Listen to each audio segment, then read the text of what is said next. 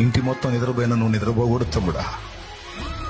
భక్తిపరుడు ఆత్మీయుడు నువ్వు కూడా నిద్రపోతే ఇంటిని బాగు చేసేవాడు ఎవడు తమ్ముడా? నీ కుటుంబాన్ని కట్టేదేవుడు తమ్ముడా? నీ కుటుంబాన్ని బయటికి తెచ్చేదేవుడు తమ్ముడా? నువ్వేగా. కష్టపడినా, నిలబడినా, భక్తి చేసినా, శక్తి చూపినా, కుటుంబ శ్రేయస్సు కోసం గోజాడినా నువ్వేగా తమ్ముడా. నడుంగట్టు తమ్ముడా. ఇంటికి దీపము చెల్లెమా, ఇంటికి దీపము. కన్నీరు గార్చు దేవుడి ముందు. నా దేవుని శక్తిని ఇంటి మీదకి దిగొస్తే కేకలు పెడతా వచ్చి రక్షణ పొందుతారు. కేకలు పెడతా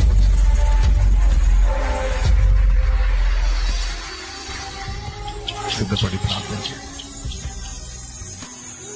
సమాజాల్లో సేవకులారా, గ్రామాలు, పట్టణాలు, ప్రాంతాలు కదలాలంటే మాటలు కాదు, ఇంటి